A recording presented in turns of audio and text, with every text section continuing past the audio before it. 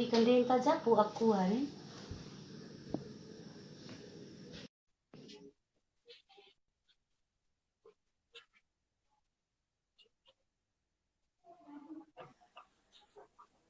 Oke, Assalamualaikum warahmatullahi wabarakatuh.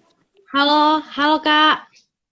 Ya, Assalamualaikum. Alhamdulillah sudah bisa bergabung Kak ya. Ya, Alhamdulillah. Baik Kak, kita langsung mulai aja ya Kak diskusinya. Ya, Aduh gimana ya, Ratu agak deg-degan ini live pertama kali Ratu sama Bang Mus ya, sama Kak Mus ya. siap, siap, siap. Sama-sama Jadi, aja. Mm-mm. jadi sebelumnya teman-teman semua, Assalamualaikum warahmatullahi wabarakatuh. Selamat malam dan salam sejahtera bagi kita semua.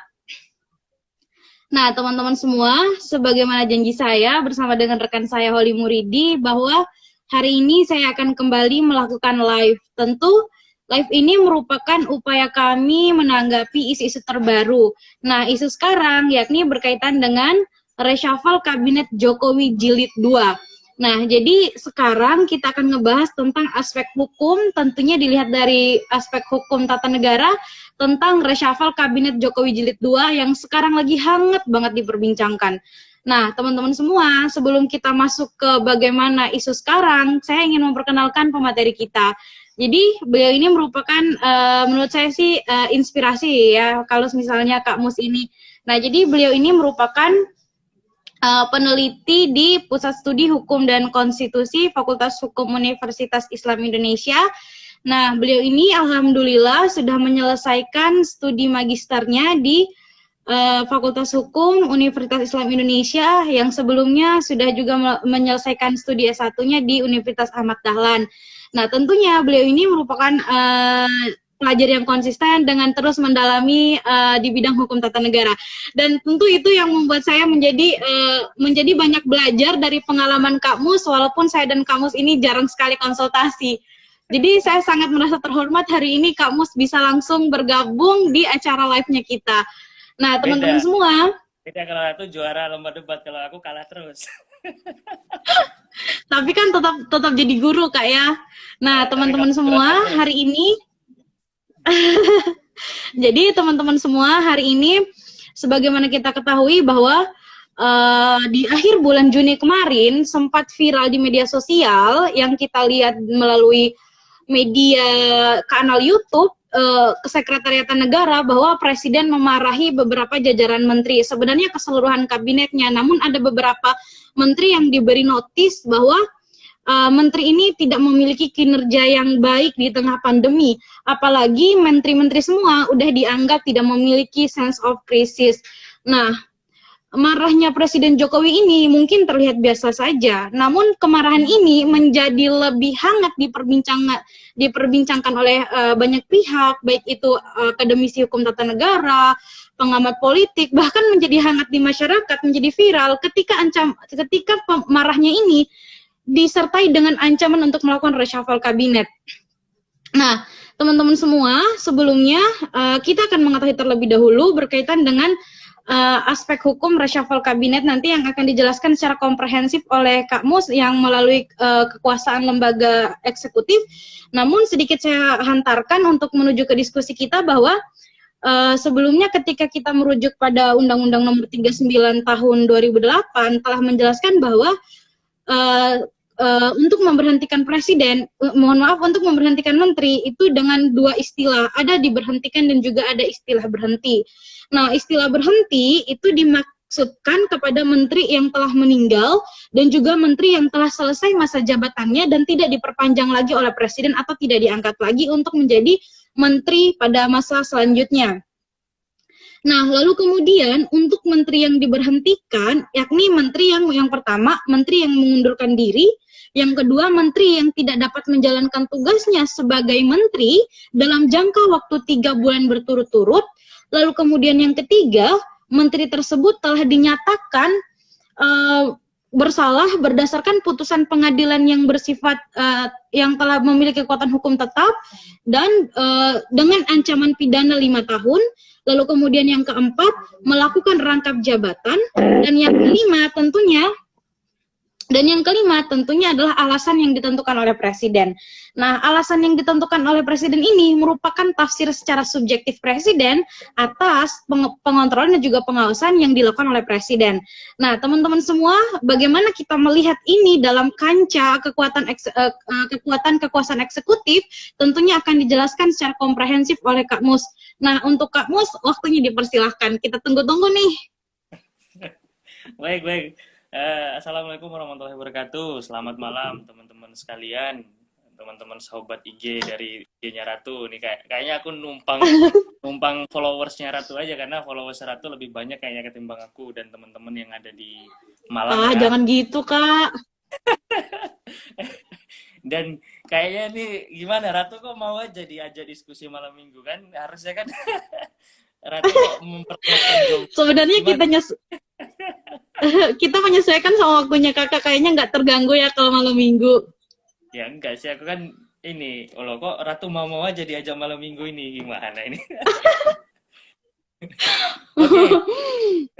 Oke, teman-teman sekalian, sebenarnya ya jadi cukup tantangan yang luar biasa malam minggu gitu, teman-teman mau aja diajak diskusi, dan ya syukur-syukur dan lumayan lah teman-teman malam-malam ini mau lah untuk ikut diskusi. Nah, pada prinsipnya teman-teman sekalian, sebelum masuk kepada pembahasan kita pada malam hari ini, saya ingin membuat disclaimer dulu bahwa apa yang menjadi tema diskusi kita pada malam hari ini, bahwa judulnya itu kurang lebih Reshuffle Jilid 2, itu saya ingin melakukan disclaimer bahwa hal tersebut tidak akan terjadi.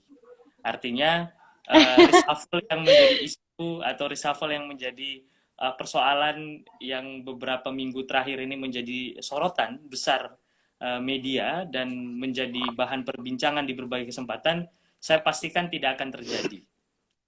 Kenapa saya berani mengatakan atau mengambil kesimpulan, meskipun diskusi ini belum selesai dilakukan, tapi kesimpulan sudah kita ambil keluar.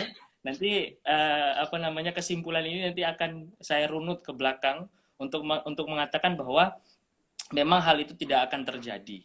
Nah, tanggal 7 Juli kemarin, Kementerian Sekretaris Negara melalui menterinya Pak Pratikno itu secara terang benderang menyampaikan konferensi pers di Istana Kepresidenan yang menyatakan bahwa isu terkait dengan reshuffle ini tidak akan dilakukan. Jadi hiruk pikuk isu yang sudah begitu banyak terjadi di berbagai media itu sebenarnya sudah ditepis oleh Menteri Pratikno pada tanggal 7 Juli kemarin. Dan Pak Pratikno dengan tegas mengatakan Pak Presiden tidak akan melakukan reshuffle dengan pertimbangan melihat kondisi, kemudian dan juga melihat bahwa serapan anggaran dari kritik Presiden Jokowi terhadap beberapa kementerian yang dianggap lamban dalam menggunakan anggaran itu dianggap telah membaik. Nah, sehingga pada kesempatan itu Menteri Pratikno tuh menyatakan bahwa pada kesimpulannya menyatakan bahwa kinerja kementerian selama beberapa hari, karena kan video itu di-upload 10 hari setelah video itu diambil, dan tanggal 7 Juli, Pak Pratikno mengatakan bahwa kinerja menteri itu dirasa sudah menunjukkan ada kenaikan yang signifikan dan dianggap tidak relevansi lagi isu reshuffle itu dimunculkan dan menjadi diskursus di halayak publik. Jadi itu kesimpulan yang disampaikan oleh Pak Pratikno, sehingga diskusi malam ini kita tutup saja. Tapi bukan itu soalnya teman-teman sekalian, bukan soal bahwa apakah presiden ingin melakukan reshuffle atau presiden ingin mengganti menteri atau menambah kementerian. Secara prinsip saya ingin mengatakan itu menjadi hak konstitusional dari presiden. Saya tidak ingin menggunakan terminologi hak prerogatif presiden, karena hak prerogatif presiden yang selama ini menjadi terminologi yang sering digunakan dalam perkembangan ilmu hukum, kajian ilmu hukum tata negara, bahkan sering digunakan di berbagai media, itu adalah terminologi yang sangat keliru, bahwa tidak tepat kita menggunakan istilah hak prerogatif presiden, karena hak prerogatif itu memiliki historis yang berbeda dengan hak konstitusional. Hak prerogatif itu berangkat dari konvensi atau kebiasaan dari negara Inggris yang menganut sistem pemerintahan yang Parlemen. absolut, parlementer, kemudian dengan model pemerintahan yang monarki, sehingga ada kekuasaan kerajaan yang berbeda, dan posisi raja dengan posisi perdana menteri itu tentu berbeda, sehingga istilah atau diksi yang sering digunakan kalau di Inggris itu adalah hak prerogatif dari raja. Nah, hak prerogatif itu cenderung digunakan tanpa menggunakan dasar dan aspek hukum. Nah, sedangkan hak konstitusional itu didasarkan pada kewenangan yang diberikan oleh konstitusi, sehingga tidak tepat terminologi hak prerogatif yang selama ini digunakan. Nah, kritik terhadap penggunaan istilah hak prerogatif ini juga disampaikan oleh Prof. Bagirmanan, karena Prof. Bagirmanan sebagai guru besar hukum tata negara yang konsen terhadap isu comparative law mengatakan bahwa tidak tepat kalau kita menggunakan istilah hak prerogatif, karena hak prerogatif itu tidak tepat, karena model negara hukum yang dianut oleh Indonesia adalah pembatasan kekuasaan. Nah, pembatasan kekuasaan itu dibatasi oleh apa? Ya, dibatasi oleh konstitusi, sehingga tidak tepat kalau disebut hak prerogatif yang menggunakan hak tanpa menggunakan dasar hukum. Sedangkan hak yang dimiliki oleh presiden itu adalah hak yang diatur dalam hukum dan diatur dalam konstitusi, beserta dengan undang-undang kementerian. Meskipun kementerian itu menjadi kewenangan presiden untuk mengangkat atau mengganti menteri, tetapi pada prinsipnya hak itu adalah hak yang diatur dalam undang-undang. Oleh karena itu, pada tataran awal ini saya ingin mengatakan bahwa tidak tepat untuk penggunaan istilah hak prerogatif, dan presiden monggo saja terserah ingin menggunakan hak konstitusionalnya atau tidak untuk meresafel atau tidak meresafel. Nah, sebelum masuk ke sana, kita perlu dulu teman-teman sekalian mendudukan dulu terkait dengan kekuasaan pemerintahan dan lembaga kepresidenan sebelum kita bicara aspek itu, karena kita akan tahu bahwa sesungguhnya kekuasaan pemerintahan itu apa gitu, dan bagaimana sesungguhnya urgensi dari kehadiran kekuasaan pemerintahan, karena keberadaan kementerian ini adalah cabang yang tidak bisa dipisahkan dari kekuasaan pemerintahan, karena konstitusi kita secara jelas juga mengatakan bahwa kementerian itu adalah pembantu presiden gitu. Jadi presiden dibantu oleh menteri-menterinya. Nah, dalam konstruksi ini memposisikan presidenlah yang utama sebagai pemegang kendali kekuasaan. Nah, menurut Bagirmanan, kalau misalkan saya mengutip pendapat Bagirmanan, Prof. Bagir itu mengatakan bahwa kekuasaan pemerintahan itu dapat diartikan dalam dua aspek. Yang pertama, ada yang disebut sebagai pemerintahan dalam arti luas dan pemerintahan dalam arti sempit.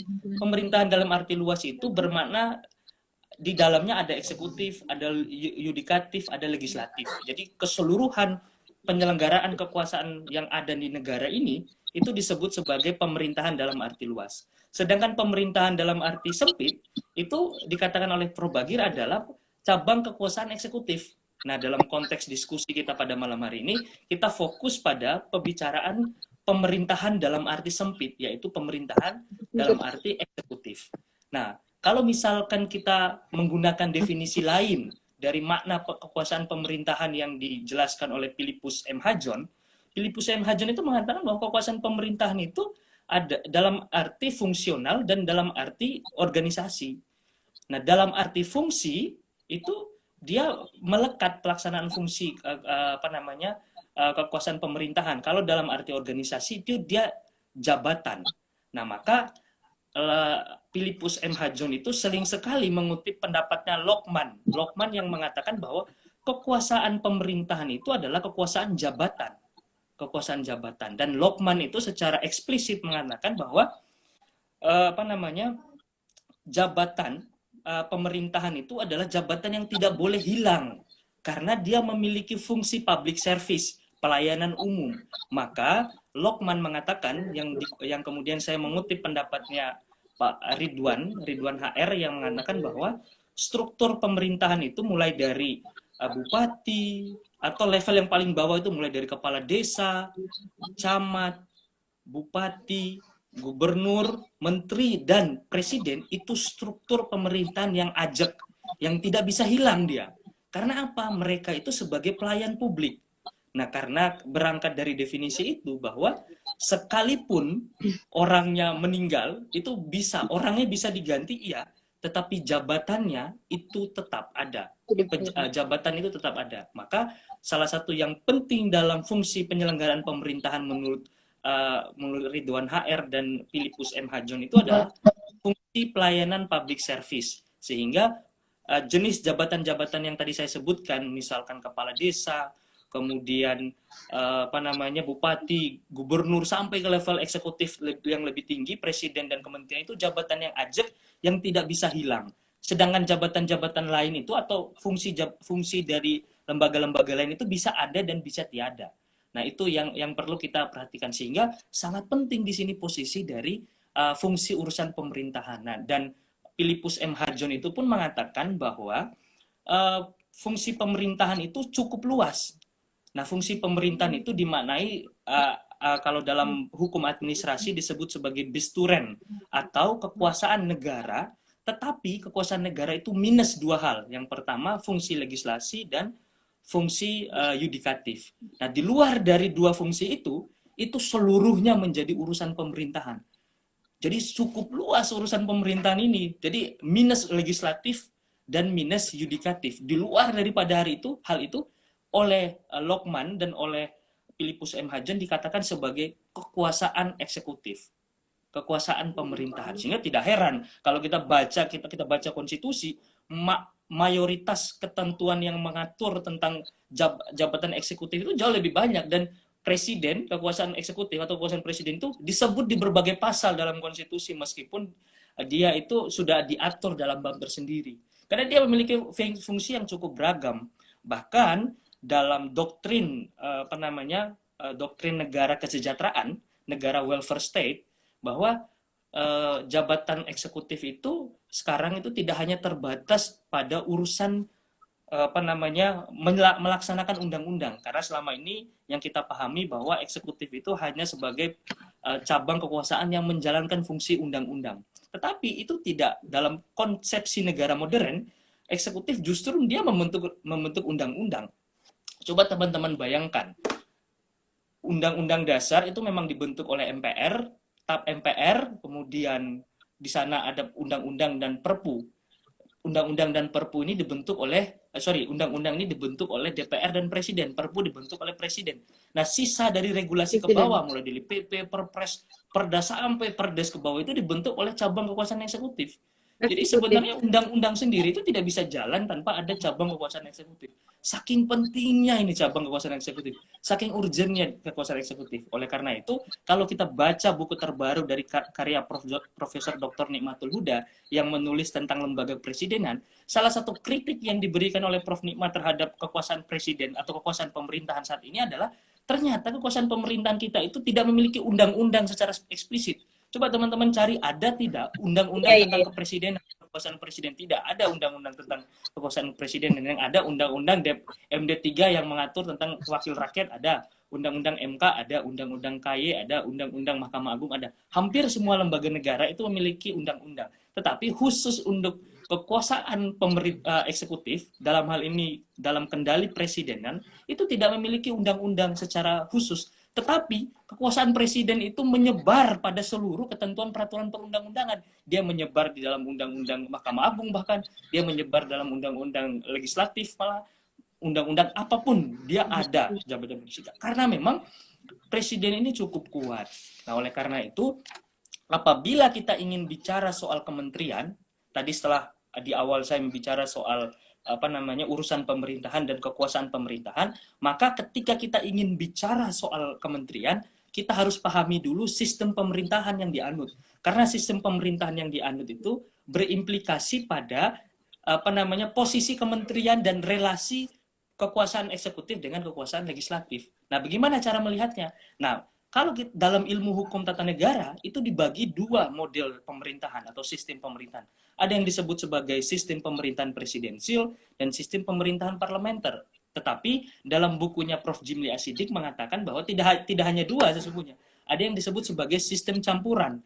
Jadi ada sistem parlementer, kemudian sistem pemerintahan presidensial dan sistem pemerintahan campuran kalau menurut Prof. Jimli. Kenapa sistem pemerintahan itu penting kita kaji untuk melihat konstruksi kementerian itu? Karena dalam sistem pemerintahan parlementer itu tidak ada presiden, yang ada itu adalah Perdana Menteri. Perdana Menteri ini adalah dibentuk oleh parlemen. Jadi parlemen ada dulu, baru kemudian parlemen menyusun struktur pemerintahan. Dia menunjuk menteri-menteri untuk mengurusi cabang-cabang urusan pemerintahan tadi. Nah, kemudian menunjuk Perdana Menteri sebagai koordinator dari seluruh menteri-menteri yang ada, sehingga kementerian itu dibentuk oleh parlemen dalam struktur sistem pemerintahan parlementer, dan dalam posisi sistem pemerintahan parlementer itu daya tawar dari kementerian itu cukup kuat, karena suatu saat dia bisa membubarkan kementerian, dia bisa suatu saat membubarkan atau memberikan mosi tidak percaya terhadap Perdana Menteri. Begitupun sebaliknya, sebaliknya Perdana Menteri itu bisa memberikan mosi tidak percaya terhadap parlemen dalam sistem pemerintahan parlementer. Dan dalam sistem pemerintahan presidensial itu berbeda. Sistem pemerintahan presidensial itu di mana presiden itu dipilih secara langsung oleh rakyat, dia tidak dipilih oleh DPR, dan presiden itu langsung mandataris dari rakyat, atau dia pertanggungjawabannya kepada rakyat. Nah, dalam sistem pemerintahan presidensial pun, presiden memiliki hak untuk mengangkat menteri-menteri sebagai pembantunya, dan dalam sistem pemerintahan presidensial, presiden itu memegang 2 jabatan sekaligus, baik sebagai kepala pemerintahan dan sebagai kepala negara. Nah, sehingga dia punya jabatan yang berbeda. Nah, Indonesia itu dikatakan sebagai negara dengan sistem pemerintahan presidensial, meskipun kalau kita baca bukunya Prof. Jimli Asidik, Prof. Jimli mengatakan bahwa kita itu bukan sebagai negara yang menganut sistem pemerintahan presidensial, tetapi kita menganut sistem pemerintahan campuran. Nah, kenapa demikian? Nah, Prof. Jimli mengibaratkan bahwa kita itu menganut sistem pemerintahan campuran. Kenapa demikian? Di satu sisi, presiden dipilih langsung oleh rakyat dan presiden memiliki hak untuk mengangkat jabatan menteri, tetapi pada sisi lain kita masih menganut adanya lembaga yang cukup tinggi posisinya, dalam hal ini MPR, meskipun kewenangannya rendah. Menurut Prof. Jimli, itu menggambarkan adanya corak parlementer dalam sistem pemerintahan kita, sehingga kita ini disebut sebagai sistem pemerintahan kuasi presidensial kalau disebut oleh Prof. Jimli. Tetapi kalau Prof. Jimli juga membandingkan dengan Prancis, yang mana Prancis itu mengkombinasikan antara sistem pemerintahan parlementer dan sistem pemerintahan presidensial. Yang gimana letak pencampurannya?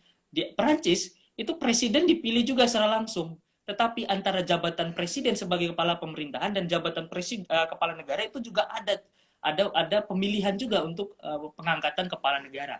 Nah, sehingga Prancis itu dikatakan sebagai salah satu sampel negara yang menganut model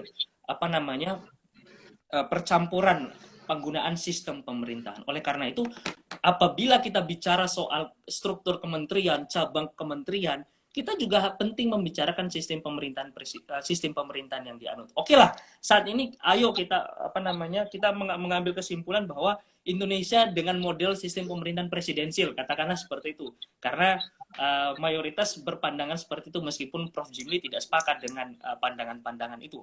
Saya secara pribadi pun sebenarnya tidak sepakat Indonesia dikatakan sebagai negara dengan dengan ansih presidensial. Karena memang Indonesia itu punya kecenderungan mengkombinasikan segala sistem, mengkombinasikan secara doktrin bergabung. Katakanlah misalkan kita tidak bisa disebut sebagai negara common law atau civil law secara ansih, karena dua-duanya ternyata juga dianut gitu. Bahkan banyak prinsip-prinsip lain yang kita anut. Jadi memang Indonesia itu memang memiliki karakteristik yang berbeda dari negara-negara lain. Nah, dalam konteks ini tentu presiden harusnya itu lebih confident. Dia lebih percaya diri karena dia sebagai orang yang dipilih langsung oleh rakyat, orang yang bertanggung jawab langsung pada rakyat lah, memperoleh mandat legitimasi langsung dari rakyat. Kalau bahasa awam itu memperoleh stempel langsung dari rakyat. Kenapa harus presiden kemudian dalam pengambilan keputusan atau dalam praktek banyak sekali harus melakukan lobby-lobby politik dalam pengangkatan jabatan-jabatan menteri tertentu? Ternyata ada beberapa soal, teman-teman, yang membuat hal itu terjadi. Nah, sehingga tidak heran kalau dalam pengisian jabatan menteri itu tarik ulur antara kepentingan politik dan kepentingan presiden yang ingin menyusun struktur kabinetnya itu selalu mengalami tarik ulur. Nah, bagaimana hal itu terjadi? Dan sesungguhnya pengisian jabatan menteri yang didominasi oleh kepentingan partai politik sesungguhnya tidak akan terjadi manakala presiden cukup confident dengan pandangan bahwa dia sebagai pemegang langsung daulat rakyat dan dia diberi kewenangan oleh konstitusi untuk mengangkat dan memberhentikan presiden. Tetapi kenapa kemudian dalam praktiknya presiden cukup kompromistis dalam proses pengisian jabatan? Kenapa hal itu terjadi, teman-teman sekalian? Ternyata ada tiga atau dua hal ya yang menyebabkan hal itu terjadi dalam praktek. Yang pertama dalam catatan saya, adanya tarik ulur antara pengisian jabatan menteri dengan kepentingan partai politik dengan spirit bahwa presiden ingin memperoleh jabatan yang sifatnya profesional, itu karena adanya campuran antara sistem pemerintahan presidensial dan multipartai gitu. Jadi kita ini memang kalau kita merujuk pendapat dari Scotman Waring mengatakan bahwa sistem pemerintahan presidensial yang dicampur dengan sistem multipartai itu tidak akan membawa pada penyelenggaraan pemerintahan yang ajak penyelenggaraan pemerintahan yang ini akan terjadi yang namanya deadlock pengambilan keputusan gitu. Sehingga tidak heran gitu. Di satu sisi presiden dilema dengan posisi dia sebagai presiden, tapi di sisi lain dia juga harus mengakomodasi kepentingan politik. Nah, maka kita ini bisa dikatakan terlalu besar fragmentasi politiknya, terlalu besar fragmentasi yang ada di jabatan di lembaga di lembaga keperwakilan rakyat itu terlalu kuat yang membuat posisi presiden dilematis dalam menentukan sikapnya. Padahal kalau presiden cukup confident dengan sistem pemerintahan yang dianut, katakanlah sistem pemerintahan presidensial, dia tidak perlu mengkhawatirkan posisi. Karena kalau kita lihat pengalaman Jokowi di periode pertama ketika dia terpilih menjadi presiden, itu dia diusung oleh tidak terlalu banyak partai. Pada awalnya, Koalisi Indonesia Hebat atau apa yang pertama itu, yang awal 2014 itu kalau nggak salah. Nah, lalu kemudian belakangan partai-partai yang awalnya mendukung Prabowo itu kemudian keluar kemudian kayak Golkar, PAN, PKB, P3 itu dulu awalnya Koalisi Indonesia Merah Putih. Akhirnya di pertengahan jalan ketika Presiden Jokowi itu dilantik, semua kementerian itu keluar dan bergabung kepada presiden. Nah, kalau kata Burhanuddin Muhtadi itu mengatakan bahwa sesungguhnya kekuasaan itu seperti gula dia. Presiden tanpa menawarkan jabatan sekalipun atau presiden memiliki minoritas dalam dukungan untuk mencalonkan diri sebagai presiden sekalipun partai-partai politik itu akan datang melipir mengikuti apa yang akan menjadi sikap-sikap politik dari presiden, sehingga istilah adanya kekhawatiran bahwa akan ada akan terjadi minimnya akomodasi kepentingan presiden terhadap pengambilan keputusan di DPR itu sesungguhnya tidak akan terjadi manakala presiden cukup confident dengan hal itu. Dan dalam praktek menunjukkan bahwa meskipun koalisi pengusung presiden itu dengan koalisi yang sangat politik lain, tidak jauh daripada itu di pemilu pertama 2004 pada pemilu presiden pertama kali yang menghasilkan Presiden Susilo Bambang Yudhoyono, itu pun SBY diusung oleh partai baru pada saat itu. Diusung oleh partai baru, Demokrat masih menjadi partai baru, kemudian menang. Nah, setelah jalannya pemerintahan, Golkar masuk, ikut mendukung gitu. Partai-partai lain juga ikut mendukung. Oleh karena itu, menurut Burhanuddin bahwa sesungguhnya tidak harus kita khawatirkan konstelasi politik yang ada di parlemen itu tidak penting, tidak perlu kita khawatirkan, sehingga sistem pemerintahan presidensial dengan campuran sistem multipartai ini tidak akan mampu menghadirkan komposisi kementerian yang kita harapkan sebagai terbentuknya second kabinet yang kita idam-idamkan itu. Karena akomodasi politik akan terjadi, akomodasi kepentingan akan terjadi. Itu soal yang pertama yang membuat kenapa alotnya posisi dan pengisian jabatan menteri. Itu soal yang pertama. Soal yang kedua, teman-teman sekalian, adalah adanya presidensial threshold. Adanya presidensial threshold dan adanya kewajiban untuk membentuk koalisi dalam pengusungan calon presiden. Dalam Undang-Undang 7-17 itu ternyata partai yang memperoleh threshold itu wajib mengusul calon presiden. Jadi katakanlah kemarin itu partai yang paling lama mengambil sikap untuk menunjuk calon presiden itu adalah Demokrat. Karena Demokrat kan di akhir-akhir gitu. Di awal-awal kan Gerindra sudah jelas bersama PKS, kemudian PAN itu mengusung Prabowo. Sisanya itu adalah dia mengusung Jokowi Ma'ruf. Nah, Demokrat itu kan di akhir-akhir mengambil sikap. Kenapa demikian? Kalau Demokrat tidak mengambil sikap seperti pada halnya dulu di pemilu 2014, karena Demokrat pada saat itu tidak mengambil sikap untuk memilih Prabowo atau Jokowi, dalam Undang-Undang 7 itu mereka akan dihukum, tidak akan bisa mengikuti pemilu berikutnya. Nah, sehingga koalisi itu adalah hal yang wajib menurut Undang-Undang 7 2017. Nah, dan presidensial threshold ini membuat partai politik harus berkumpul mengakomodasi kepentingan, mengakomodasi kekuatan, melakukan konsolidasi kekuatan untuk dapat mengusung presiden. Sehingga tidak heran ketika presiden jadi yang diusung dari konsolidasi kekuatan politik, konsolidasi kekuatan ekonomi, politik dan sosial ini akhirnya nanti berujung pada balas jasa, berujung pada bagi-bagi jabatan, dan hal ini terjadi. Nah, inilah yang membuat fenomena-fenomena pengisian jabatan menteri dengan struktur yang tidak proporsional, dengan komposisi yang tidak cukup baik itu terjadi. Maka kalau dua aspek ini masih kita pertahankan, masih ada, secara otomatis kita akan masih melihat, dan kita masih akan melihat pola pengisian jabatan menteri itu tidak sesuai dengan kemampuannya yang kita harapkan. Dan penerapan merit system yang selama ini kita idam-idamkan dalam seluruh pengisian jabatan publik itu sulit rasanya akan kita temukan dalam pengisian jabatan setingkat menteri gitu.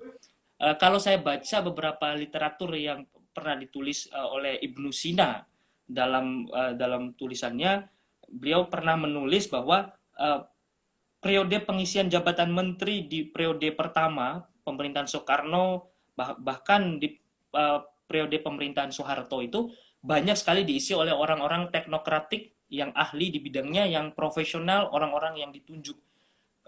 Kalau kita bisa ingat lah, pada masa pengisian jabatan menteri era Orde Baru itu hampir jarang kalau kita melihat menteri-menteri itu tidak profesional. Rata-rata alumni UI, bahkan untuk jabatan-jabatan menteri ekonomi itu biasanya lulusan Berkeley University dari Amerika. Itu bahkan ada guyonan pada saat pengisian jabatan menteri di era Soeharto itu, ya jabatan menteri itu jabatan lulusan Berkeley Amerika itu gitu.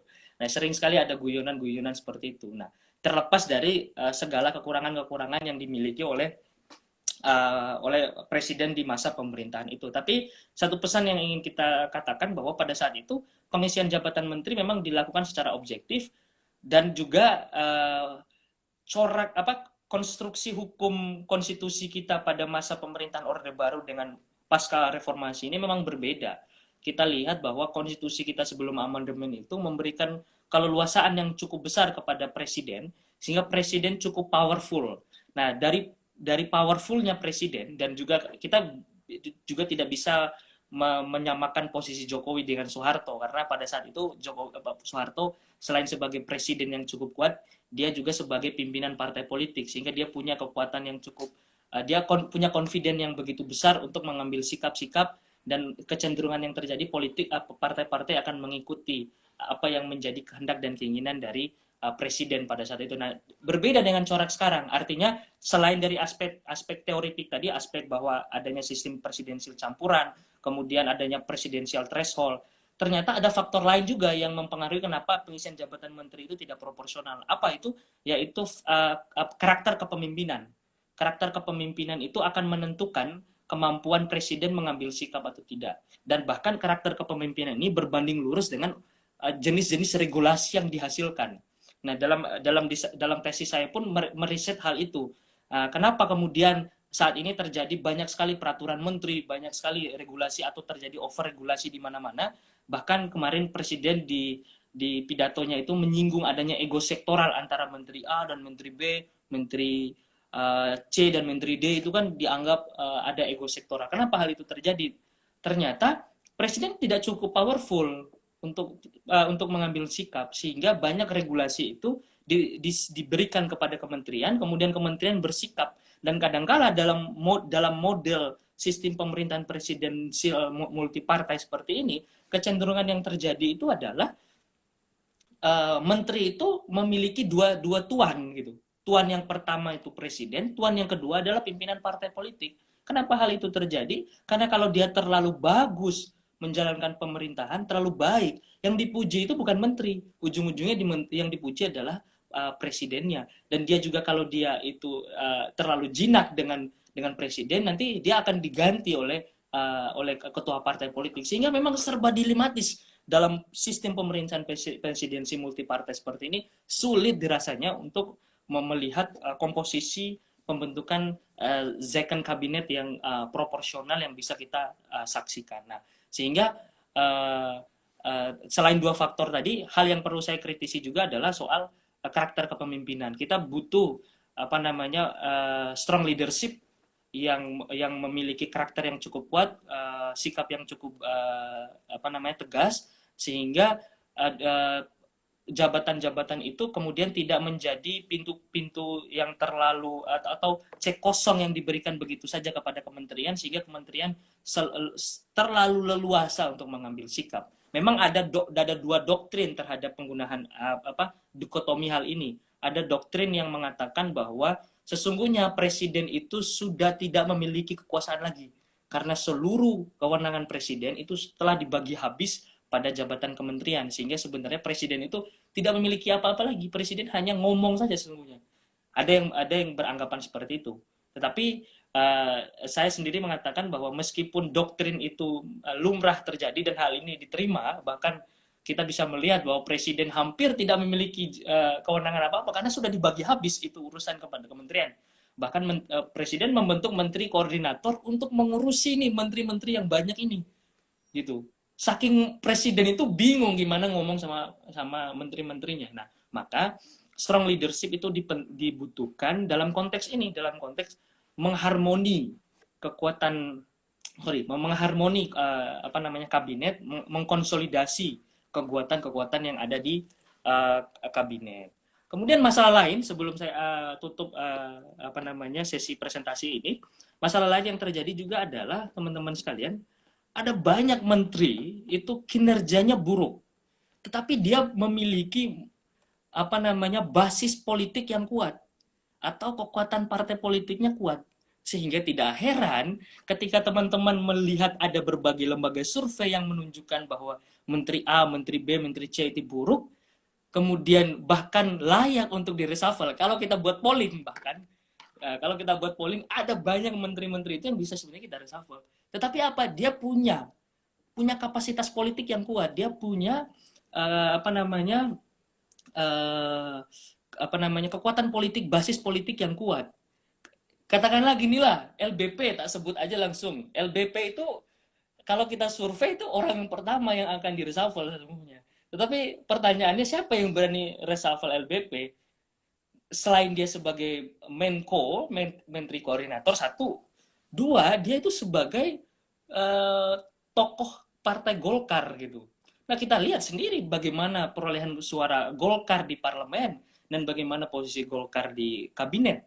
Gitu. Sehingga rasa-rasanya cukup sulit untuk menggeser posisi itu, meskipun dalam tanda kutip, quote and quote, kita bisa mengatakan bahwa ada persoalan kinerja di sana, ada persoalan kapabilitas di sana, ada persoalan karakter di sana. Tapi sulit kita untuk mengatakan itu bisa dilakukan pengambilan sikap itu. Itu yang pertama. Kemudian yang kedua, ada menteri yang bagus, tetapi dia tidak memiliki cukup modal politik. Contohnya apa ya? Susi Pujastuti misalkan gitu kan. Kalau kita lihat track record beliau menteri dengan elektabilitas yang cukup tinggi, menteri dengan tingkat akseptabilitas yang paling tinggi itu adalah Susi Pujiastuti. Tetapi kenapa kemudian dia tidak dilanjut pada periode kedua Jokowi? Ya kita walau-walam, kita tidak cukup punya ruang untuk membicarakan hal itu. Kita tidak mampu gitu kadang-kadang. Nah, karena apa? Dia tidak memiliki modal politik yang kuat. Ya, dia tidak diusung oleh partai, dia adalah seorang pengusaha, tampil saja maju kemudian tidak memiliki dukungan atau sokongan politik, sehingga rasa-rasanya masalah ini juga yang akan terjadi manakala kita mengharapkan ada orang yang cukup baik atau ada orang yang buruk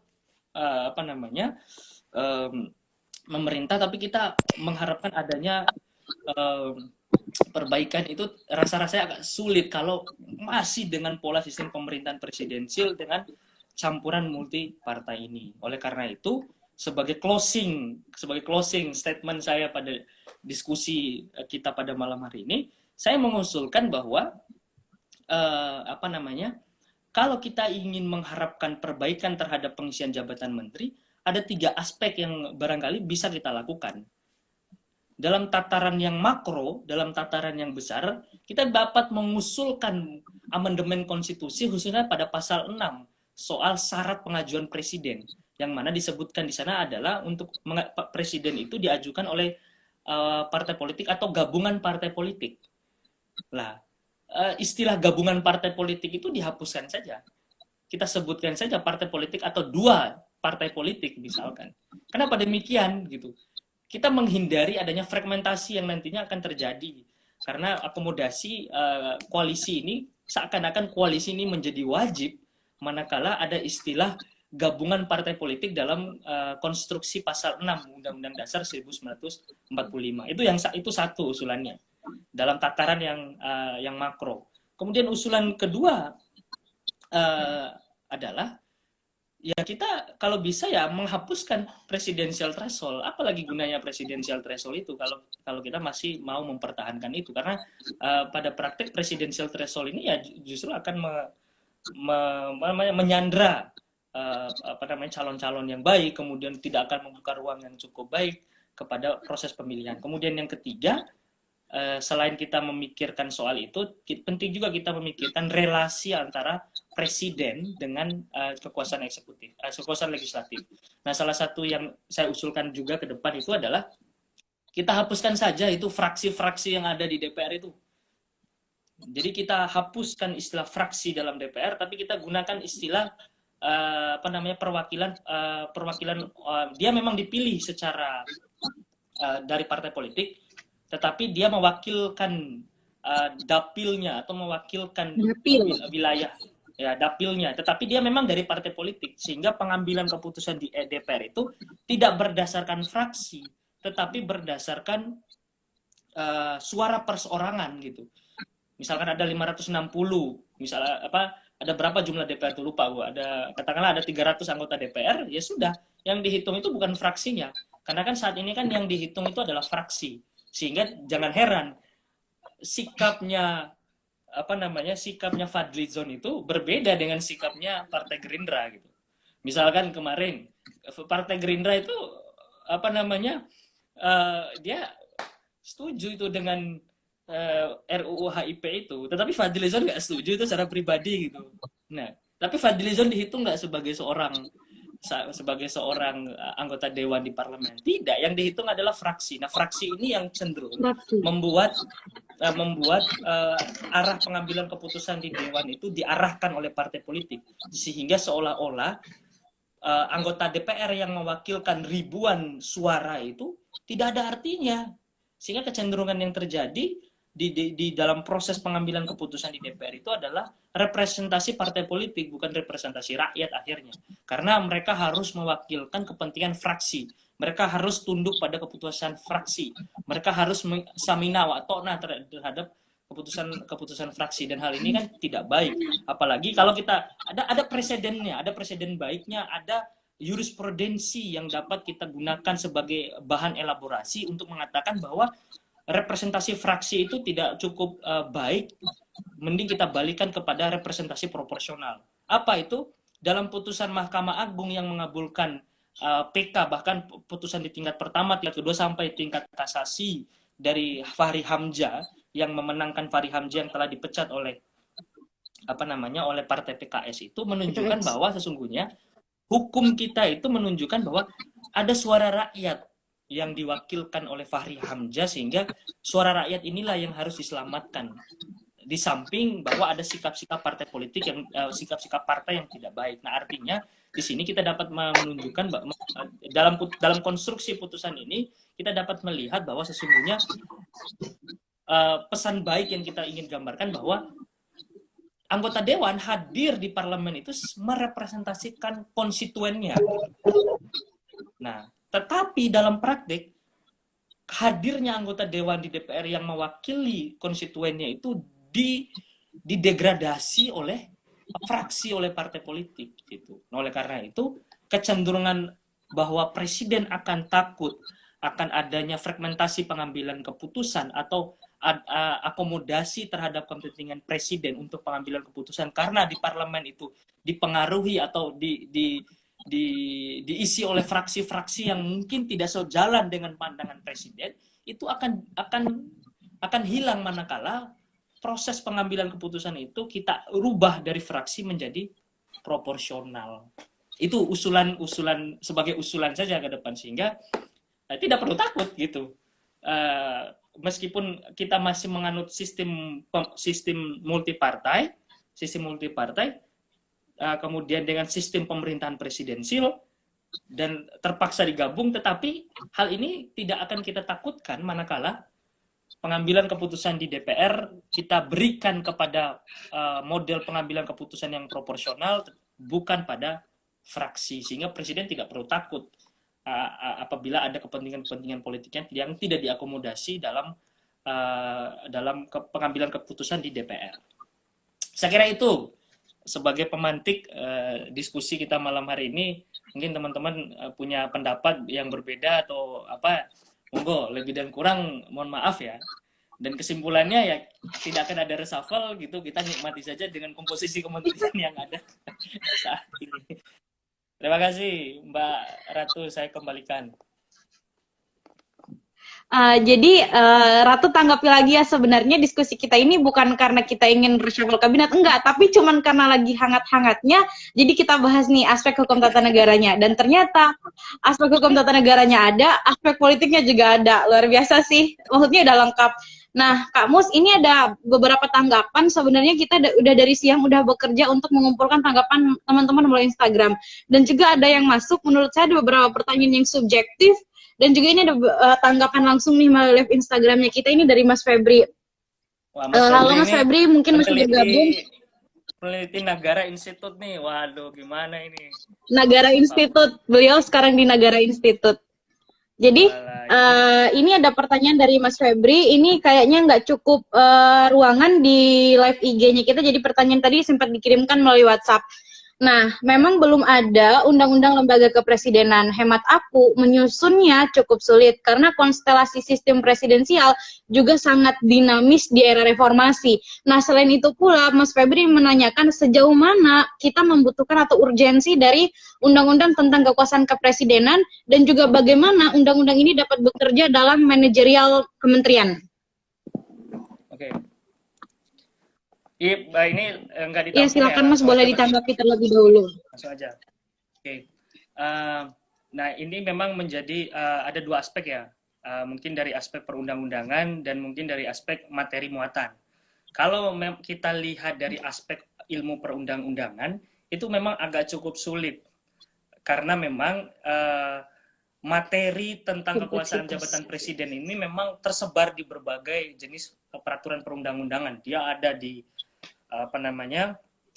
di berbagai undang-undang, hampir seluruh undang-undang itu ada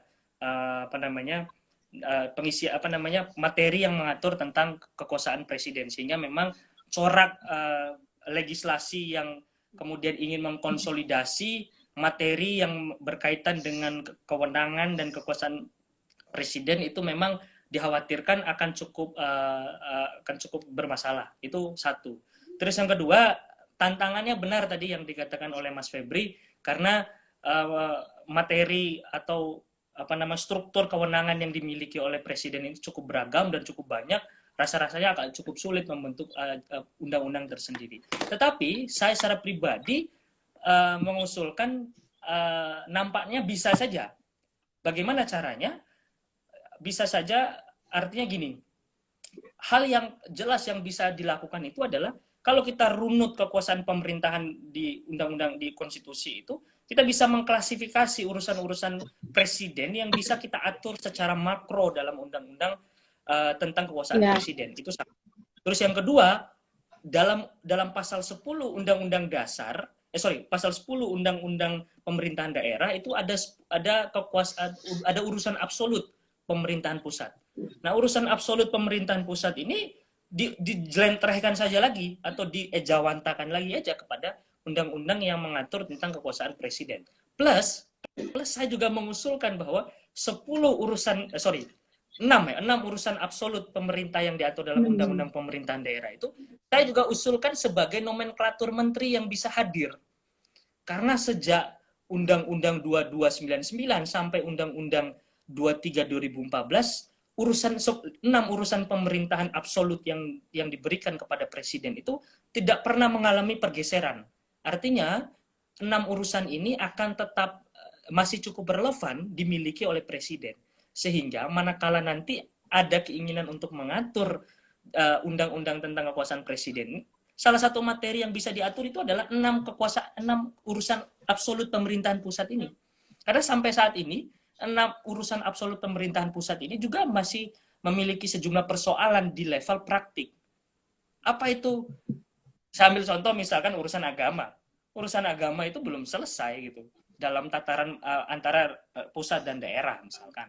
Dan belum lagi urusan-urusan lain. Nah, saya kira 6 urusan absolut ini bisa kemudian dirumuskan dalam bentuk norma yang akan diatur dalam konstitusi. Kemudian yang kedua, soal struktur pembantu presiden selain menteri.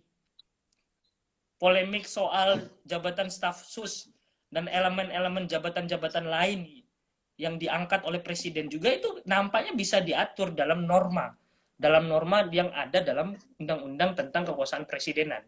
Nah, saya kira hal itu bisa saja diambil manakala kerangka yang ingin kita lakukan itu dalam rangka bahwa karena kekuasaan itu cenderung disalahgunakan, maka kehadiran undang-undang tentang jabatan presiden ini yaitu lebih pada memagari urusan-urusan pemerintahan. Meskipun memang kita cukup sulit untuk mendefinisikan secara baku apa itu urusan pemerintahan, tetapi setidak-tidaknya dari rangkaian perjalanan regulasi tentang kekuasaan pemerintahan selama ini, kita bisa mengambil kesimpulan bahwa ada beberapa urusan itu yang bisa kita ambil, yang bisa kita terapkan dalam pembentukan undang-undang tentang kekuasaan kepresidenan. Saya rasa itu misalkan. Atau masih cukup banyak misalkan kalau kita lihat bagaimana pelaksanaan kewenangan presiden dalam membentuk lembaga organ-organ lainnya. Sampai saat ini kan struktur organ non kementerian, misalkan yang bisa dilahirkan melalui Kepres dan sebagainya, itu kan setidak-tidaknya bisa kita batasi dengan merujuk pada kebutuhan penyelenggaraan pemerintahan. Nah, kebutuhan penyelenggaraan pemerintahan itu kan bisa kita batasi dengan undang-undang. Sehingga akan ada banyak kementerian yang hadir dan seterusnya, itu kan bisa kita batasi, bisa kita kurangi sesungguhnya. Nah, dalam pandangan saya secara pribadi, itu bisa dalam kerangka yang cukup besar, atau hanya sebagai umbrella act lah, atau hukum payung saja, atau jenis undang-undang payung saja, yang memberi rambu-rambu dalam pelaksanaan kekuasaan kepresidenan. Nah, sebenarnya respon ini juga saya hanya mengutip beberapa pendapat lain, misalkan Prof. Nikma itu juga salah satu pihak yang mendukung adanya undang-undang tentang kekuasaan presiden. Mungkin itu. Presidenan. Dan kalau bisa ya mungkin itulah kalau gambaran saya secara pribadi.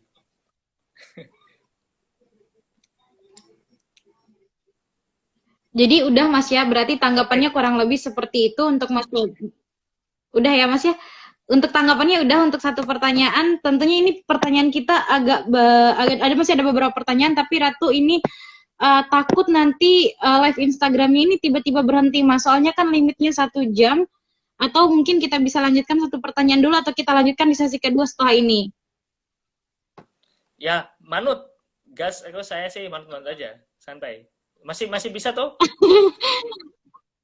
Ini tinggal berapa menit ya? Tinggal 4 menit ini Mas. Tinggal 4 menit. Ini nih takutnya dia mati sendiri, jadi berhenti dengan sendirinya. Jadi takutnya nggak cukup untuk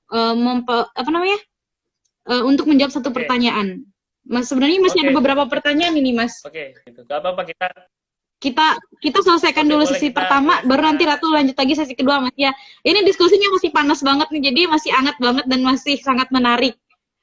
Ya oke. Oke. Tunggu Kak ya bentar. Salam hormat dulu buat Mas Febri, peneliti Iya. Institut. Iya siap. Sukses. Iya siap. Kita Iya lagi siap.